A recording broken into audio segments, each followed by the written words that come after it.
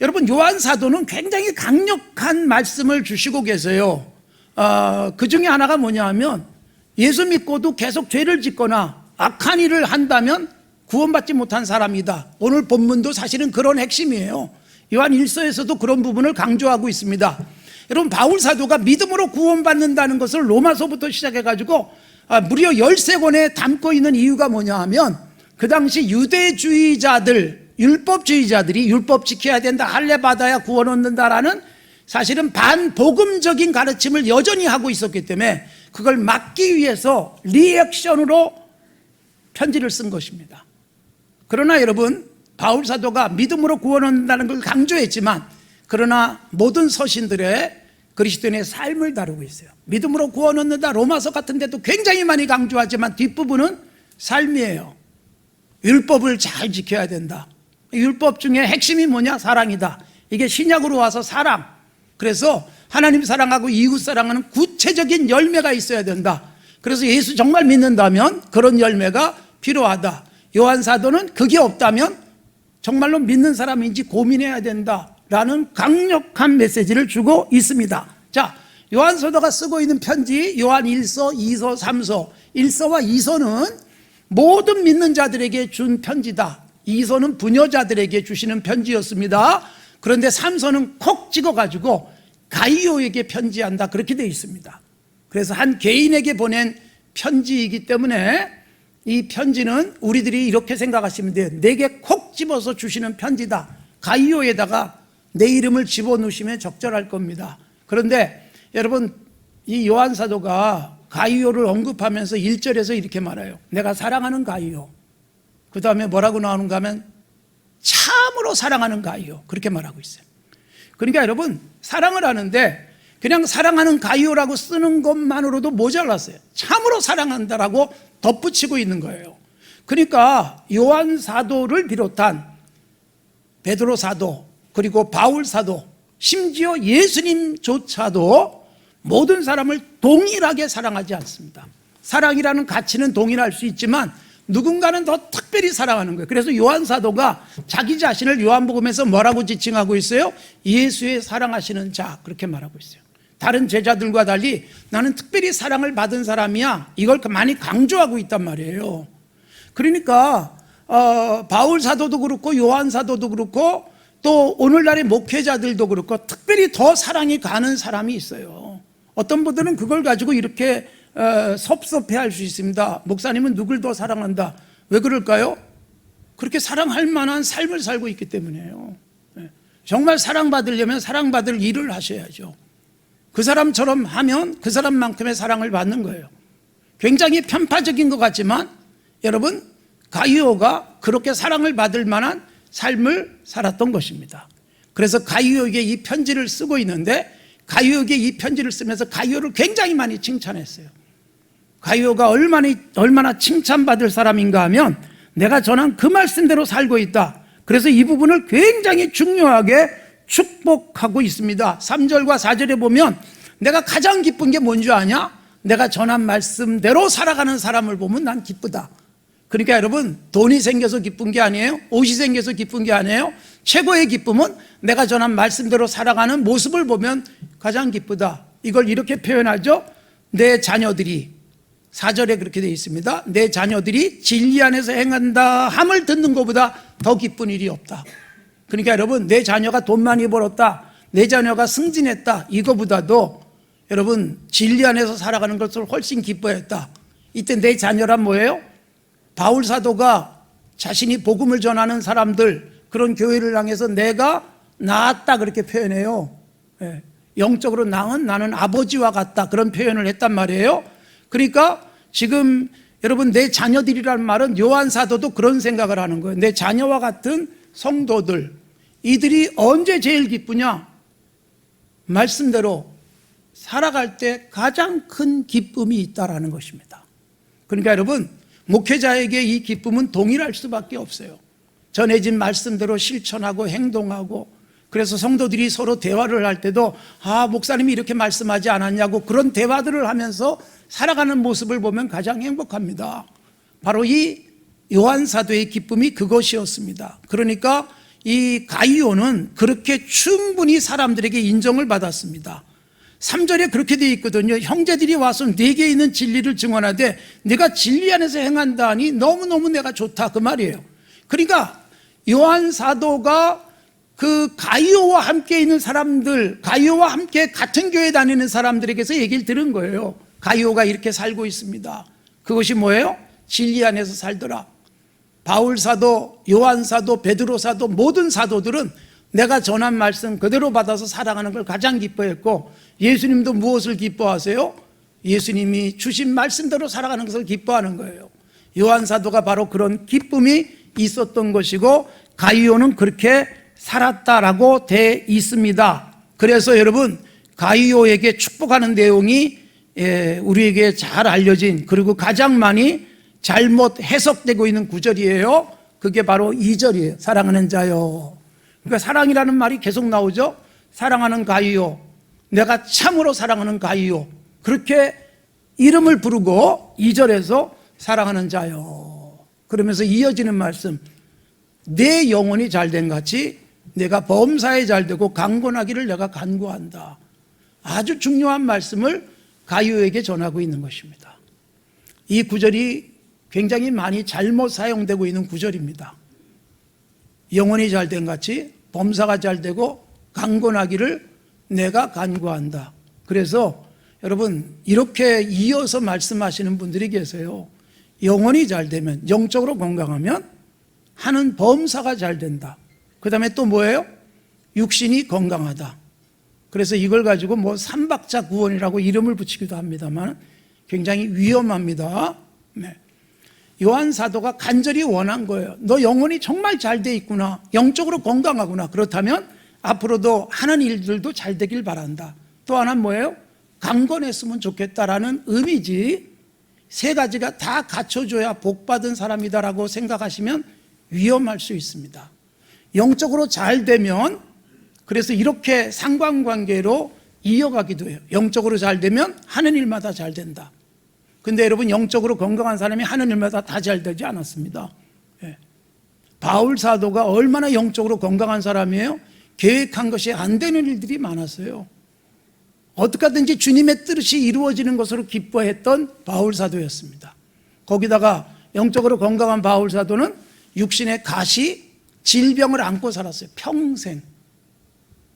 바울 사도가 막 손을 얹으면 죽은 자가 살아나고 병든다가 고침을 받았지만 자기 자신은 병을 안고 살았어요. 그러니까 여러분, 이 구절을 잘 이해하셔야 돼요. 영적으로 잘 되면 범사가 잘 되고 육신도 강건하기를 저는 축복합니다. 그러나 영적으로 건강한 사람이라면 범사가 뒤틀려도 감사해요. 찬송해요. 영적으로 건강한 사람이라면 육신의 질병이 와서 굉장히 힘든데 신음소리가 아니라 찬송소리가 나오게 되어 있습니다. 이것이 요한 사도가 말씀하고 있는 가장 본문의 핵심 메시지라고 할 수가 있어요. 그래서 이거를 세 가지가 다 잘 돼야 돼. 왜 나는 이렇게 영혼이 잘 되도록 기도하고 새벽에도 열심히 하는데 왜 이렇게 일이 잘 안 될까? 왜 안 풀릴까? 나는 왜 자꾸 육신의 병이 나를 괴롭힐까? 고민하지 마십시오. 그래서 하나님 앞에서 영적으로 건강하니까 어떤 상황에서도 감사하고 기뻐하고 살다 보니 범사도 잘 풀려지기도 하고, 그리고 육신의 연약함도 극복되기도 할 수는 있습니다. 그러나 세 가지가 다 갖춰줘야 복이라고 여기지 마십시오. 자, 이러면서 가이오에게 편지를 쓰는 중요한 이유가 있는데 두 사람을 소개했어요. 한 사람은 디오드레베, 또 한 사람은 데메드리오 그랬어요. 이름이 헷갈릴 수 있어요. 디오드레베, 데메드리오, 두 사람을 소개하는데, 디오드레베는 여러분 정말 교회 안에서 본받아서는 안 될 최악의 교인, 데메드리오는 정말 훌륭한 교인, 이 두 사람을 소개하고 있어요. 그러니까 오늘 두 사람을 요한 3서에서 정리해 준 것을 보면서 나는 어떤 사람일까? 나는 목회자가 볼 때 디오드레베일까? 데메드리오일까? 이거 생각해 보실 필요가 있어요. 나는 어떤 삶을 지향할까라는 것입니다. 그래서 제일 먼저 본받아서는 안 될 디오드레베 이야기를 하고 있습니다. 자, 여러분, 디오드레베는 어떤 사람일까요? 9절에 이렇게 되어 있어요. 내가 두어 자를 교회에 썼으나 그들 중에 으뜸되기를 좋아하는 디오드레베가, 그렇게 되어 있습니다. 이 디오드레베가 굉장히 교회 안에서 악행을 저질렀어요. 요한 사도가 직접 가거나 또는 요한 사도가 보낸 사람들을요, 영접하지 않습니다. 여러분, 사도가 보낸 사람인데 영접도 안 하고, 심지어 여러분 그렇게 온 사람을 막 영접하는 사람을 교회 안에서 내쫓아요. 못된 사람들의 특징이 자기도 안 하고 남도 못하게 합니다. 좋은 일을, 하나님이 기뻐하시는 일을 자기도 절대로 안 하지만 남이 하면 그것도 못 봐요. 방해합니다. 이런 사람이 있으면 교회가 아름다운 교회가 되기 굉장히 힘들죠. 그래서 여러분, 다른 사람이 들어오는 것도 막아요. 이유가 뭘까요? 제일 중요한 게 으뜸되기를 좋아하기 때문에.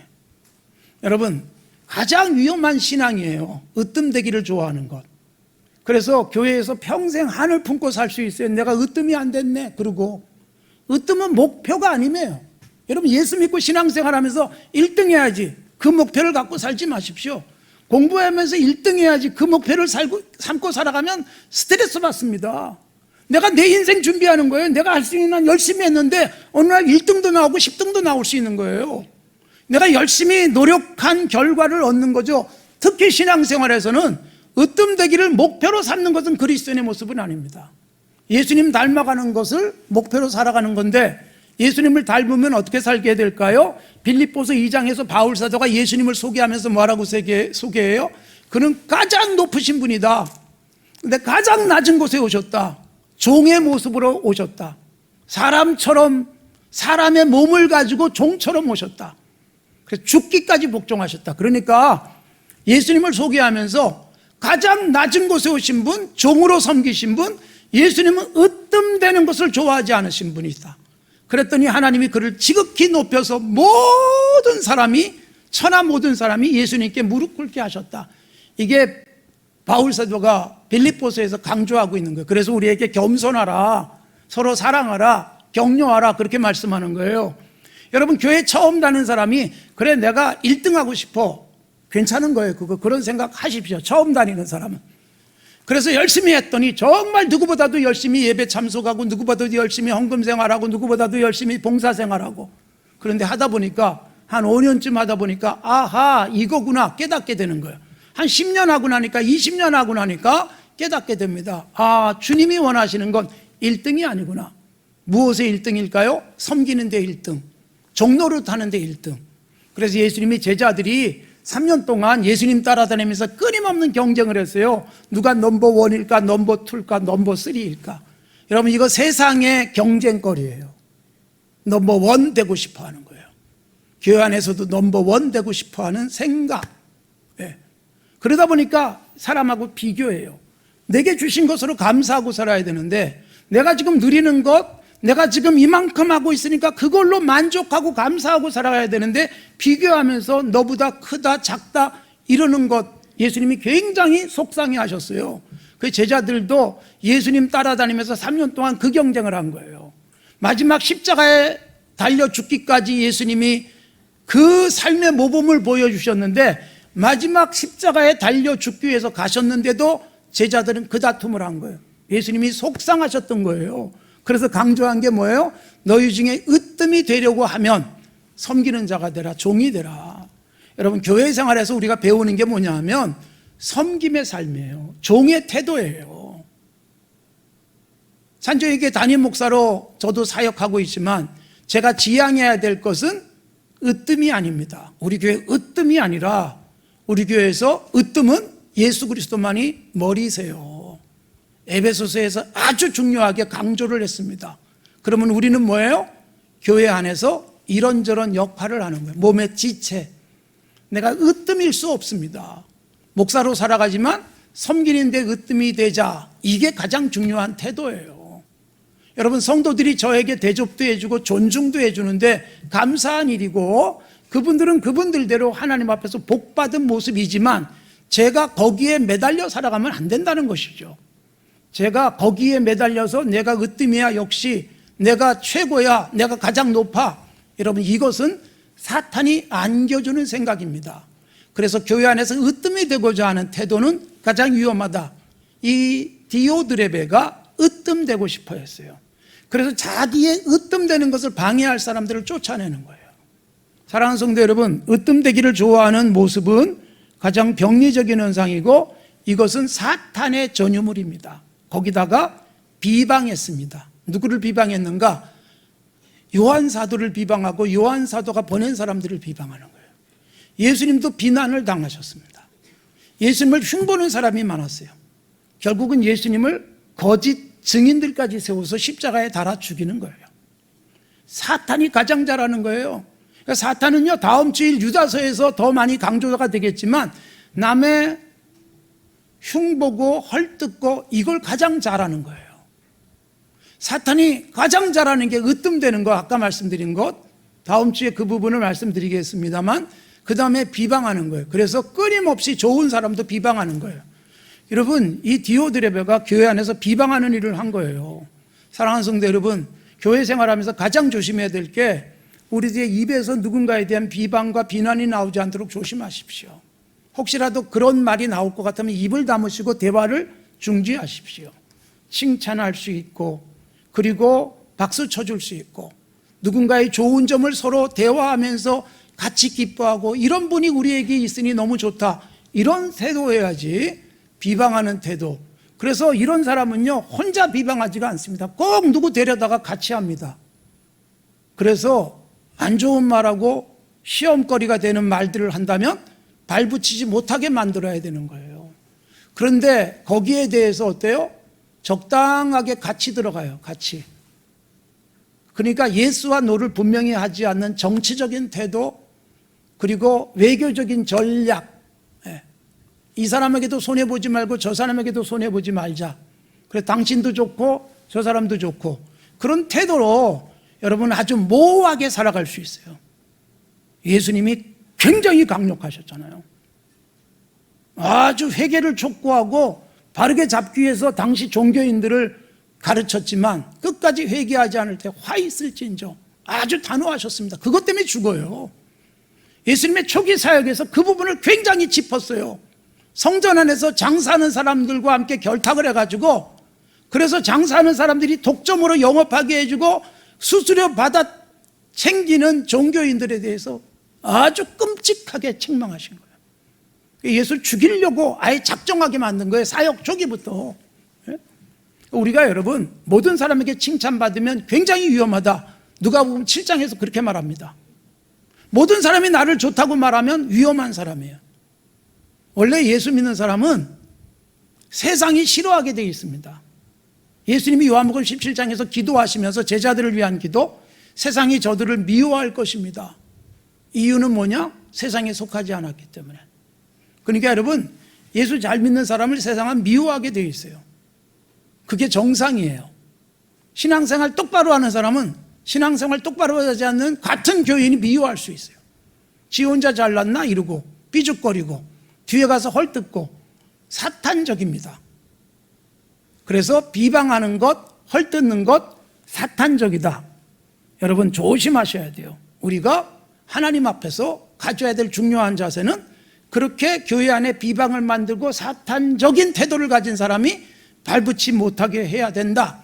이것을 요한 사도가 가이오에게 확실하게 말하면서 그런 사람들이 교회 안에 생기지 않도록, 그런 사람들에 의해서 착한 다른 사람들이 영적으로 오염되지 않도록 굉장히 중요한 백신을 투여하고 있는 거예요. 그래서 이미 병든 사람들에게는 치료를 줘야 되지만 정말 깨끗한 사람들에게 백신을 통해서 건강하게 신앙생활을 하도록 만든 것입니다. 디오드레베, 한마디로 으뜸되기를 좋아했다. 그래서 다른 사람 흠집내고 비방하고, 그리고 그렇게 착한 사람들은 교회 안에서 쫓아내기를 원하는 그런 태도였습니다. 여러분 정말로 으뜸이 되기를 원한다면 주님 앞에서 반드시 서야 됩니다. 그래서 성경은 그렇게 말합니다. 정말 으뜸될 수 있는 방법이 뭐냐? 시편에서는 하나님이 으뜸되게 하신다. 동서남북 어디에서도 우리가 으뜸될 수 있는 길은 없다. 우리를 으뜸되게 만들어주시는 분은 재판장이신 하나님이시다. 이게 시편 75편의 말씀이에요. 하나님이 재판장. 여러분 재판장으로서 재판을 뭐 요즘도 그렇지만 고대로부터 재판의 상징이 뭘까요? 저울이에요, 저울. 저울로 무게를 다는 거예요. 대법원에 가도 그 저울을 들고 있는 여신의 모습이 있습니다. 뭐 이거 여러 번 말씀드렸으니까. 다니엘서에도 무게를 달아보시는 하나님이 있어요. 벨사살의 무게를 달아서 너는 함량 미달. 그래서 하나님이 그를 완전히 진멸하십니다. 그리고 바벨론이 무너지는 거예요. 하나님은 무게 다시는 분이에요. 그래서 무게 달아가지고 적절한 사람 높이는 거예요. 정말로 스스로 낮아지는 사람을 높이고, 그리고 낮춰야 될 사람은 끌어내립니다. 성경 곳곳에서 그런 말씀을 하세요. 오바다서 같은 데는 네가 막 별 사이로 올라가도 내가 너희를 거기서 끌어내릴 것이다. 높이시기도 하시고 끌어내리기도 하시는 분이 바로 여호와 하나님임을 강조하고 있습니다. 그러면서 마지막에 데메드리오라고 하는 훌륭한 본받을 사람 이야기를 하는 거예요. 12절에 보면 데메드리오는 많은 사람들에게 칭찬받았고 진리도 그를 인정해주고 있고 우리도 증언하는데 너는 훌륭하다. 그래서 데메드리오라고 하는 사람은 무사람에게 칭찬받았어요. 여러분, 무사람에게 칭찬받는 거 중요합니다. 대다수의 사람들이 나를 칭찬할 수 있도록 사셔야 됩니다. 아까 말씀드렸죠? 이 사람에게도 저 사람에게도 칭찬받으면 굉장히 위험하다는 말씀, 그것을 전제로 한 채 일반적 사람들, 상식적인 사람은 칭찬할 수 있어야 돼요. 그래서 로마서 14장 18절은 뭐라고 말하나? 그리스도를 섬기는 자는 하나님을 기쁘시게 하며 사람들에게도 칭찬을 받는다 라고 되어 있습니다. 사람들에게 칭찬받는 신앙생활, 이것이 바로 데메드리오의 모습이었습니다. 그래서 디오드레베가 될 것인가 데메드리오가 될 것인가.